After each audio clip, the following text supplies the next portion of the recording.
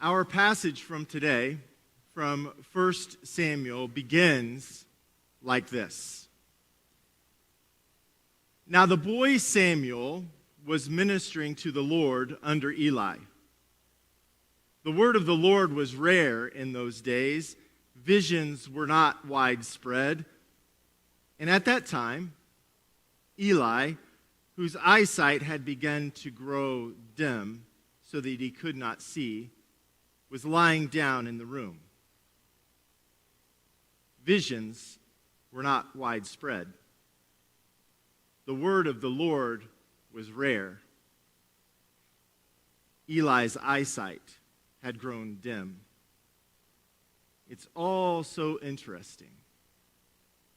And it sounds familiar in many ways. But more on that in a moment.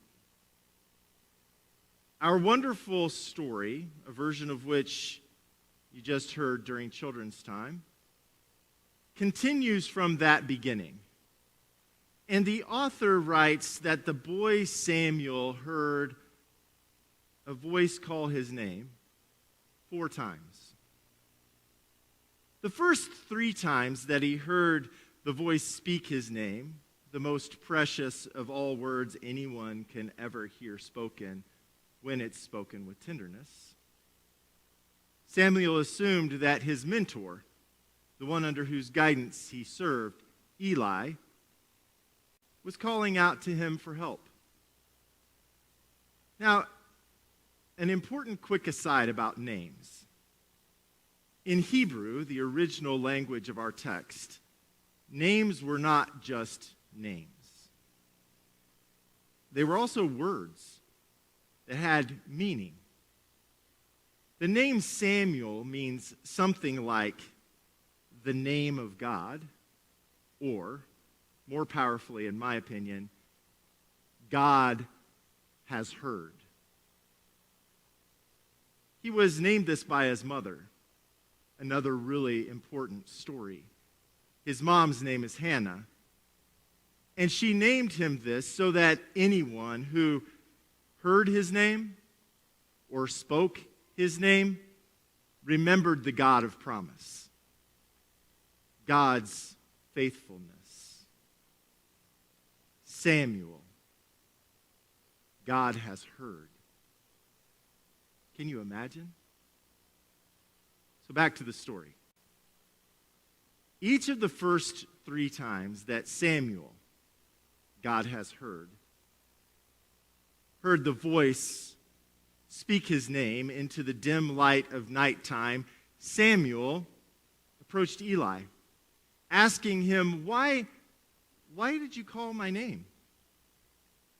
Now, as you heard, it took Eli a moment, but after the 3rd time, he said to Samuel, go lie down. And if the voice calls you again, you shall say, speak, Lord, for your servant is listening.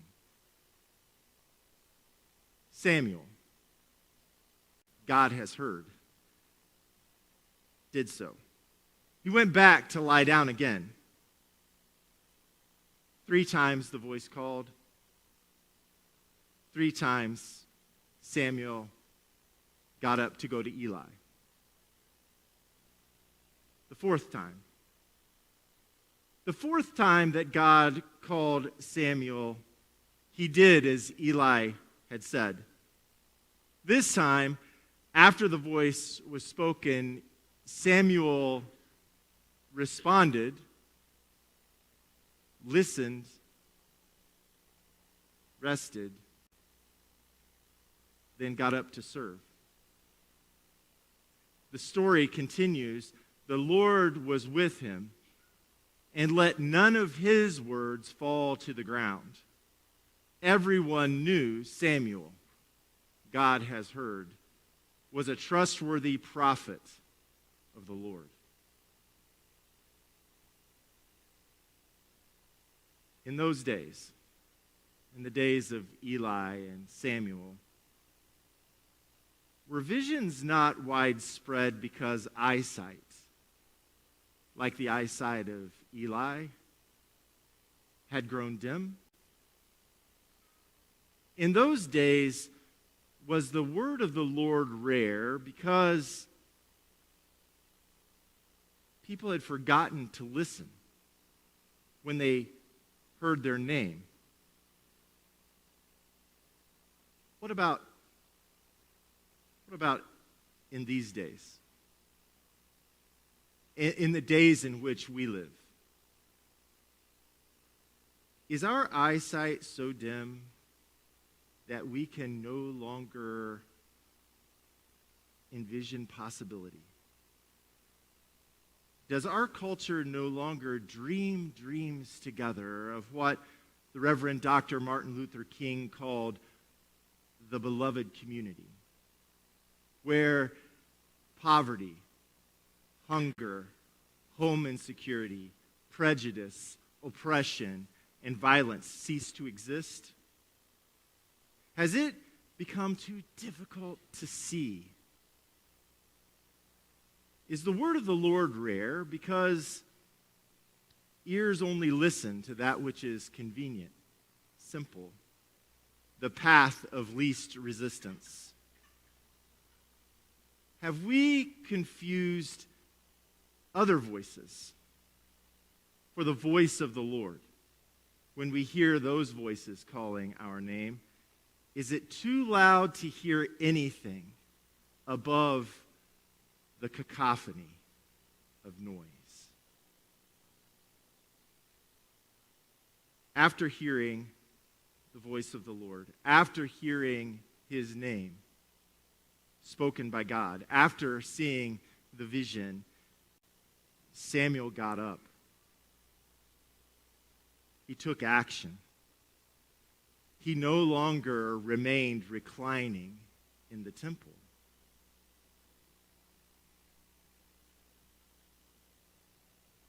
You see, it wasn't enough to hear or to see, because change, lasting change, called for action.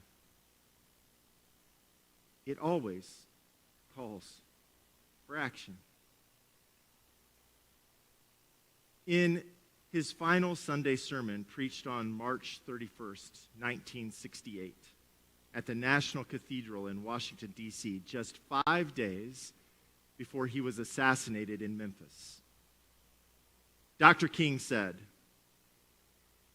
"I submit that nothing will be done until the people of goodwill put their bodies and souls in motion.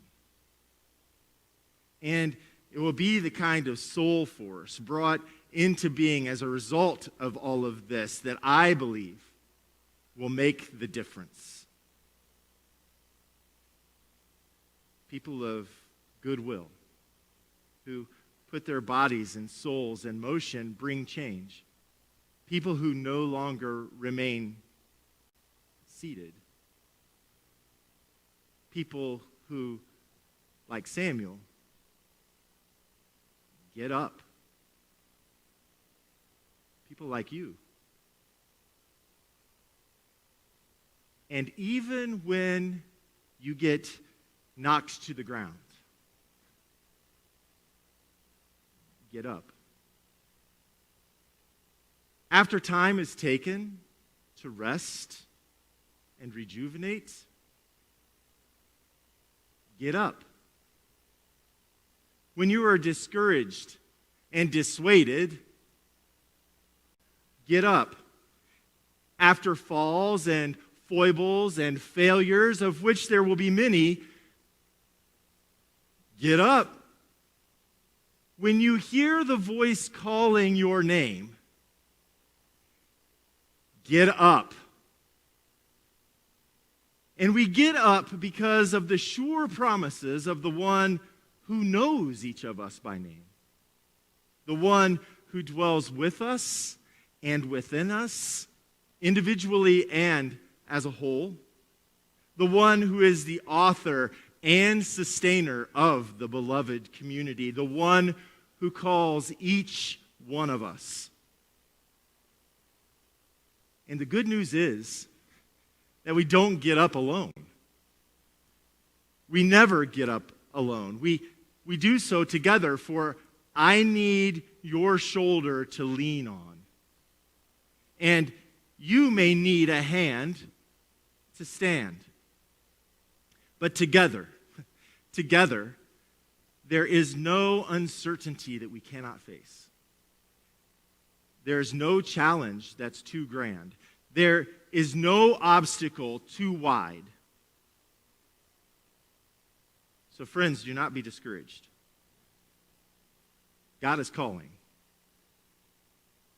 God is always calling. And dreams and visions of possibility become a reality when we get up. The work before us can only be accomplished when we get up. The beloved community takes its shape when we get up. So let us get up and move in the manner of Jesus toward the marginalized, for the outcast and the cast aside, for the sake of the oppressed and the left out, the hungry, the imprisoned, the weary, the worn. Our LGBTQIA plus friends, our black and brown neighbors, our Jewish and Muslim family members, our community, the world. The world is counting on people like us to respond to the way in which only we uniquely can. To hear the voice and the call of the divine. And to get up. To get up not for our own glory or recognition, but to the glory of God.